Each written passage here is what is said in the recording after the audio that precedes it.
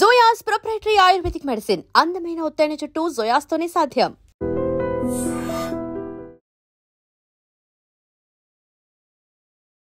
నమస్కారం, welcome to I dream. ధర్మ మార్గం విత్ విజిత కార్యక్రమానికి స్వాగతం.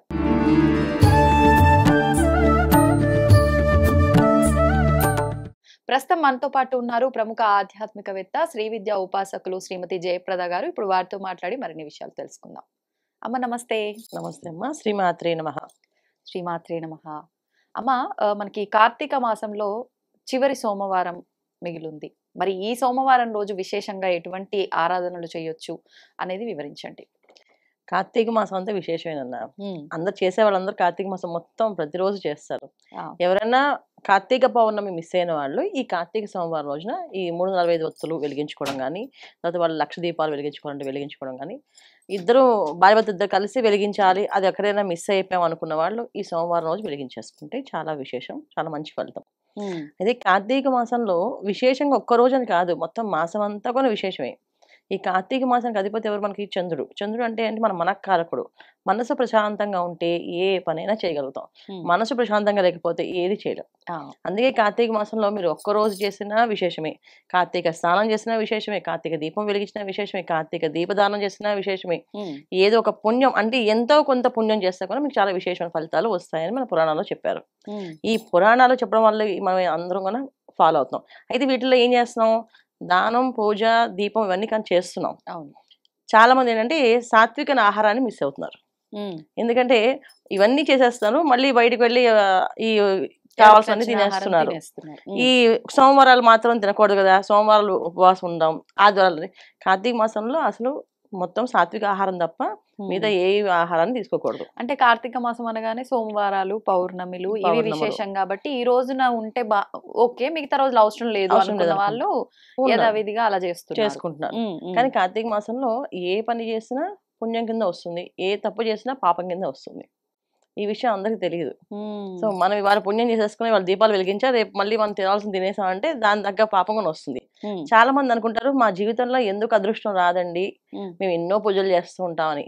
కానీ వాళ్ళు ప్రశ్నించుకోవాల్సిన విషయం ఏంటంటే ఎన్నో పూజలు చేస్తూ వెనకాతలు ఏం చేస్తున్నారు, ఆ నియమాలు పాటిస్తున్నామా? ఇప్పుడు ఉపవాసం అని, రేపు ఉపవాసం అని చెప్పి అందరూ భోజనం చేసేస్తుంటారు, రాత్రి ఫుల్ తింటారు. 12 దాటిన తర్వాత తినకూడదు ఆహారం. 12ంటికో తిన్నాం, 11ంటికో తిన్నాం, అది కూడా దాని కింద వస్తుంది కదా. అంటే ఉపవాస దీక్ష అంటే ఎలా ఉంటుంది? ఆహారం శరీరంలోకి వెళ్ళిన తర్వాత ఒక 8 గంటలు అలా వదిలేసి అది మొత్తం పచనం అవుతుంది, అరుగుతుంది. కానీ 8 అవర్స్ అవ్వకముందే మనం తింటూనే ఉంటాం ఏదో ఒకటి. రేపు ఫాస్టింగ్ కనుక ఇవాళ మొత్తం తినాలి, రేపు మార్నింగ్ నుంచి ఫాస్టింగ్ కనుక నైట్ ఎక్కువ తినాలి. ఇంకో గంట అయితే మొదలు పెడతామనే ముందు వరకు కొంతమంది తినేవాళ్ళు ఉంటారు. సో ఇవన్నీ కూడా దీక్షల కింద రావు. అప్పుడు మనం ఉపవాసం చేసాము, భగవంతుని అడగడానికి అర్హత ఎక్కడ ఉంది మనకి? సో ఇలాంటివి చిన్న చిన్న విషయాలు, పెద్ద పెద్ద విషయాల్లో మనం వెళ్ళొద్దు, చిన్న చిన్న విషయాల్లో మనం చూసుకుంటే అవుతుంది. తర్వాత కార్తీక మాసంలో కార్తీక స్నానం ఒక రోజు సోమవారం రోజు 4ంటికి లేచి స్నానం చేసిన వాళ్ళు ఉన్నారు. 4ంటికి స్నానం చేసి దీపాలు పెట్టి, తులసం దీపాలు పెట్టి స్నానం చేస్తాం. నెక్స్ట్ డే మంగళవారం వచ్చింది, లేదు నేను కార్తీక సోమవారానికి లేచాం, ఇవాళ 10ంటికి లేవచ్చు, ఇది కూడా దోషం కింద వస్తుంది. సో కార్తీక మాసంలో మనం ఏ పని చేసినా చాలా విశేష ఫలితాలు. సో ఫలితాలు ఏంటంటే చాలా మంది దీపాలు, పూజలు, నోములు చేయకపోయినా తెల్లవారుజానే లేచి స్నానం ఆచరించి వాళ్ళ పనులు వాళ్ళు చేసుకుంటూ వెళ్తే కూడా పుణ్యం. ఎవరిని ఏమి అనకుండా బాధపడకుండా ముందుకు వెళ్తూ ఉంటే ఇంకా పుణ్యం. ఏదైనా ఆహారం తీసుకున్నప్పుడు సాత్విక ఆహారం తీసుకోవడం, అంటే ఉల్లి వెల్లుల్లి కలిసిన ఆహారం తీసుకోకూడదు ఈ మాసంలో. చాలా మంది ఇప్పుడు ఏంటంటే కొంతవరకు బెటర్. ఏం చెప్పాలంటే అయ్యప్ప దీక్షలు అనే ఒకటి వచ్చింది కనుక మనకి ఆ దీక్షల్లో ఉన్న వాళ్ళు చాలా మంది ఉంటున్నారు ఈ కార్తీక మాసం. అందువల్ల కాస్త ఇంట్లో వండట్లేదు కదా, అదొక పుణ్యం. ఈ 41 రోజులు దీక్షలు చేస్తున్నారు వీళ్ళంతా, దీనివల్ల కాస్త పుణ్యం సంపాదించుకుంటున్నారు. ఇలాగ ఇవి చేసుకుంటూ వెళ్ళాలి. కార్తీక సోమవారం లాస్ట్ వారం చేసుకోవాల్సిన పరిహారాలు, పూజలు ఏ ఉన్నా సోమవారం, మంగళవారం, బుధవారం మనకి అమావాస్య వరకు చేయండి. ఇప్పుడు దాకా చేయలేదు, మిస్ అయిపోయాము. సరే ఇప్పుడు ఈ సోమవారం నుంచి చేయండి, 5 డేస్ చేస్తే 5 డేస్ చేయండి, ఏంటి 3 రోజులు ఉంటే 3 రోజులు చేయండి, లేదా లాస్ట్ రోజు చేయండి, అమావాస్య రోజు చేసుకోవచ్చు. ఇప్పుడు ఈ సోమవారం రోజు చాలా మంది నారికేల దీపం పెడితే విశేషం అంటున్నారు. నిజంగా ఇది ఉందా అమ్మ నారికేల దీపం అనేది? నారికేల దీపం అనేది ఉంది, శాస్త్రంలో ఉంది. ఫల దీపం అంటాం కదా, ఫలం అంటే మనకి నారికేళమే. ఆ విధంగా పెట్టచ్చు. అంటే ఏంటంటే ఇవన్నీ కొంచెం కోరికల్ని ఎక్కువగా పెంచే లక్షణాలు. అంటే పూర్వం ఏంటంటే ఏదో ఒక ఇంట్లో ఒక పరిస్థితి వ్యవస్థ బాగాలేకపోతే ఆ వ్యవస్థ సెట్ అవ్వడానికి భగవంతుడు కోరుకునేవాళ్ళు. నేను మెట్లెక్కి వస్తానని ఏంటి, స్వామి కొబ్బరికాయ కొట్టి దాంట్లో దీపం పెడతామని. ఇవి అంటే అసలు ఆ పరిస్థితికి భగవంతు తప్ప ఎవరు తీర్చలేనన్నప్పుడు ఇలాంటి కోరికలు ఉండేవి. ఇప్పుడు ఏంటంటే అది పెడితే మంచిదని చెప్పి పెట్టేస్తున్నారు. ఎందుకు పెడుతున్నారు, దేనికి పెడుతున్నారు? దీపం వెలిగితే చాలు ఇంట్లో చైతన్యం వచ్చేస్తుంది. ఒక దీపం దేవుడి దగ్గర వెలిగించామంటే ఇంట్లో చైతన్యం ఉంటుంది.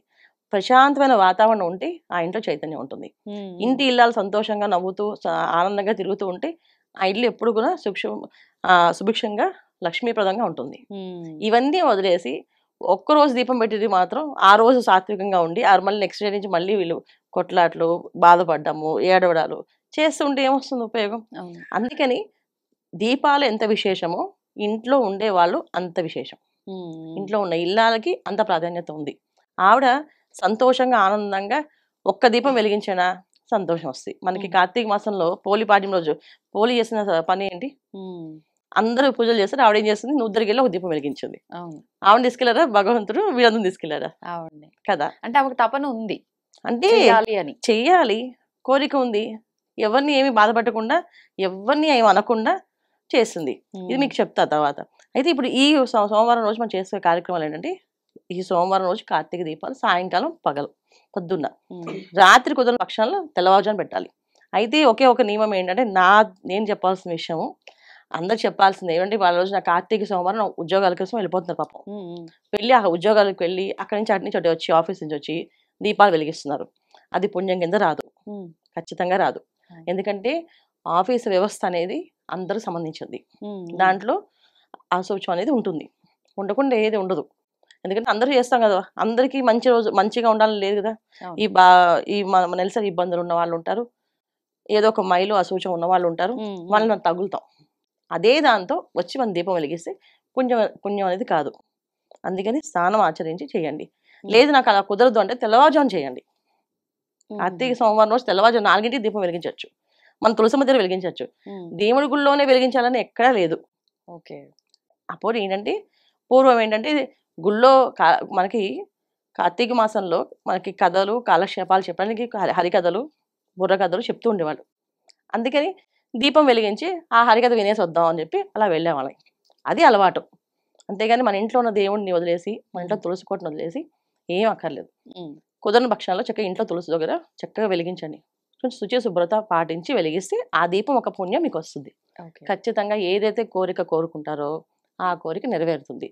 వచ్చే కార్తీక సోమవారానికి అంటే వచ్చే ఏడాది కార్తీక మాసానికి మళ్ళీ మీ కోరికలు నెరవేరుతాయి. ఇది చేయాలి. కొత్తగా మళ్ళీ కోరికలు పుడుతూనే ఉంటాయిలేండి. ఇప్పుడు ఇది చేయడం వల్ల కోరిక నెరవేరినా ఉన్న కోరిక మళ్ళీ ఇంకో కోరికతో రెడీగా ఉంటారు. మానవ జీవితం అంతేనన్నా, ఆశా జీవితం ఏదో ఒకటి వస్తూనే ఉంటుంది. అందుకని మనకి ఉన్న కోరికల్లో ఇది ఒక కోరిక కోరుకుంటే ఆ కోరిక తీరుతుంది కదా. అంతే. అంటే ఎంత స్తోమత ఉందో అంతలోనే భక్తి భావనలతో చేస్తే విశేషం, అంతే అంటారు ఫైనల్ గా. అంతే అమ్మా. సంతోషం అమ్మా, ధన్యవాదాలు. నమస్తే. శ్రీమాత్రే నమః. And for more videos, please subscribe to iDream. Please subscribe to iDream. Please subscribe iDream. And please subscribe to iDream. For more videos, subscribe to iDream. please like, share and subscribe to the channel. Congratulations, iDream. Subscribe to iDream. Subscribe to iDream. So subscribe to iDream Media. iDream ki iDream team andarki huge congratulations. Please subscribe iDream Media. Please subscribe to iDream. Subscribe iDream. Please subscribe to iDream. iDream అంటే నా కళల channel subscribe చేసుకున్న నోరు తిరుగుతలేదు, మీరైతే గంట గుర్తు కొట్టండి. For more such videos, please subscribe to iDream.